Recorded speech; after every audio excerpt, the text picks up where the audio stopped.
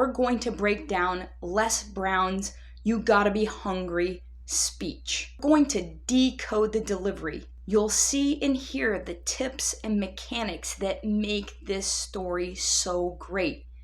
And you can use these in your sales, everyday conversations, and when you're addressing a group, whether it's 1 or 100.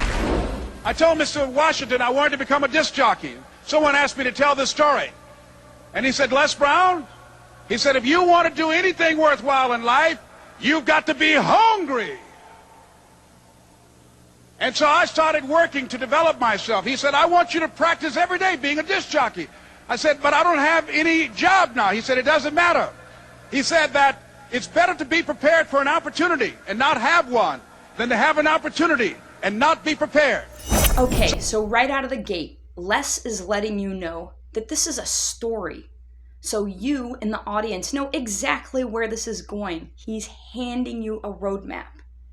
And then he rolls right into some great dialogue between himself and Mr. Washington because he's using the recipient's name in the dialogue. So you know exactly who is talking to whom.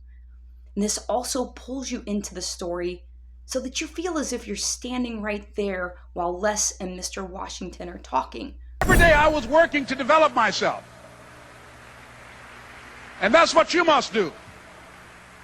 And as I was working to develop myself, I applied for a job as a disc jockey, WMBM on Miami Beach. I went to a guy named Milton Butterball. I said, how you doing, Mr. Butterball? I'd like to get a job as a disc jockey. He looked at me, he said, you have any broadcast background? I said, no, sir, I don't. You have any journalism background? I said, no, sir, I don't. He said, we don't have any jobs available. I said, yes, sir. I went back to Mr. Washington and I told him. He said, don't take it personally. He said, most people are so negative, they will have to say no 7 times before they say yes. He said, go back again. So I went back again. I said, how you doing, Mr. Butterball? My name is Les Brown. He said, I know what your name is. What do you want? I said, I'd like to know whether or not you have any jobs for disc jockey, sir. He said, didn't I just tell you yesterday we didn't have any jobs? I said, yes, sir, but I know whether or not somebody got laid off or somebody was fired, sir. He said, no one was laid off or fired. Now get on out of here. I came back the next day. Hello, Mr. Butterball. How are you? He said, fine. What do you want now? I said, I'd like to know whether or not you got any jobs, sir. Didn't I tell you the last 2 days we didn't have any jobs? I said, yes, sir, but I don't know whether or not somebody got sick or somebody died, sir. He said, no one got sick or died. Now don't come back here and throw me out again. I came back the next day like I was seeing him for the first time. I said, hello, Mr. Butterball. How are you? He looked at me with rage. He said, go get me some coffee. I said, yes, sir. And now we're introduced to our next character, Mr. Milton Butterball. He owns the radio station where Les is applying, WMBM in Miami Beach. These are great, specific details. This is building credibility to his story, and it's also painting a picture in our minds while we're listening to this story so that we can see it as we hear it. Again, Mr. Washington steps in. We hear this in the dialogue, and he tells Les, go back there. Great gesture. It's a big gesture. It's a big stage, so he needs to make a big statement. And Les goes back, and he walks with purpose. All of his movements throughout this story are in alignment with the story. And as he goes back and speaks with Mr. Butterball, you can hear the changes in the tone. But also, Mr. Butterball has a slightly different tone. He's irritated. He doesn't want to talk to this young man. But then, through perseverance, Les wears him down. And then, boom, we see the picture of this arena. It's massive. This is the Georgia Dome in 1993. There's 80,000 people watching him give this speech. He makes big gestures. He makes big movement. He's taking up the whole stage. And one day, one Saturday afternoon, while I was at the radio station, a guy named Rock was drinking while he was on the air. I was the only one there, looking at him through the control room windows, walking back and forth, young, ready, and hungry. I was saying, drink, rock, drink. Pretty soon the phone rang, and it was the general manager. And I answered the phone. I said, hello? He said, Les, this is Mr. Klein. I said, I know. He said, Rock can't finish his program. I said, I know. He said, would you call one of the other DJs in? I said, yes, sir. I hung the phone up. I said, now he must think I'm crazy. And as he goes in further to the story, one Saturday afternoon, more great details. And you may not notice, but he's moving across the stage. He's setting up the scene.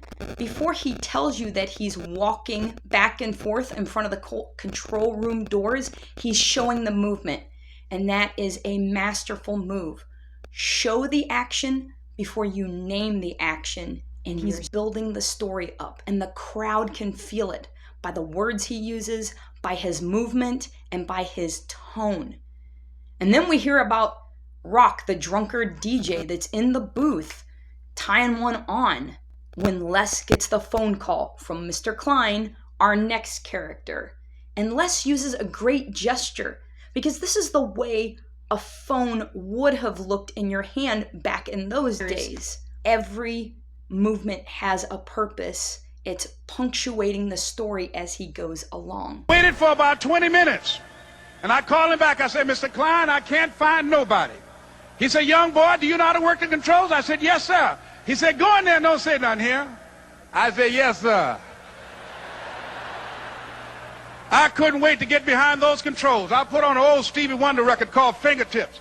I sat down behind that turntable. I said, look out, this is me, LB, Triple P. Les Brown, your platter playing Papa. There were none before me, and there will be none after me. Therefore, that makes me the one and only. Young and single and love to mingle, certified, bona fide, indubitably qualified to bring you satisfaction, a whole lot of action. Look out, baby, I'm your love man. I was hungry. I was hungry. And here we are. Les is calling Mr. Klein back to let him know, oh, I can't get a hold of any of the other DJs, even though he didn't call anyone.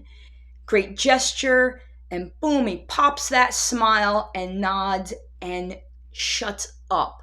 And the crowd is laughing. They love it.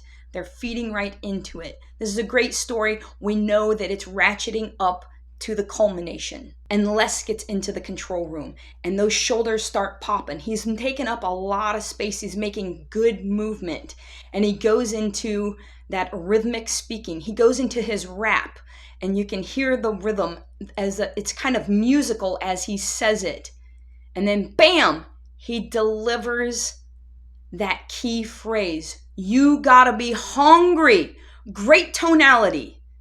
And this is called the circular close. He's finishing with the same opening, the same phrase that he opened with. And then he ends with that chicken movement and moves around the stage again. It's such a huge arena. There's 80,000 people in there. He has to do a lot of movement and take up a lot of space. And Les does something great. He smiles a lot.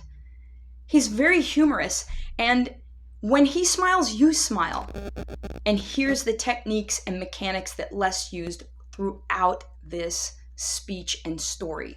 He gave great specifics. He used dialogue and used the recipient's name in that dialogue.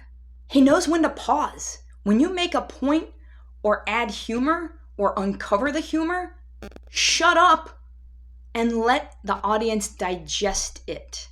He uses that rhythmic speech pattern. And then he has great tonality and inflection. And Les is a big guy. He has great volume. Of course, he has humor. And he gave the audience a roadmap when he started the speech. Because he told them, this is a story. You know where it's going. His gestures are great. They're very big. They show confidence. His arms are quite away. They're all the way out away from his body. And his movement is on point. He moves on purpose. It all helps to paint and illustrate this story, which we all love.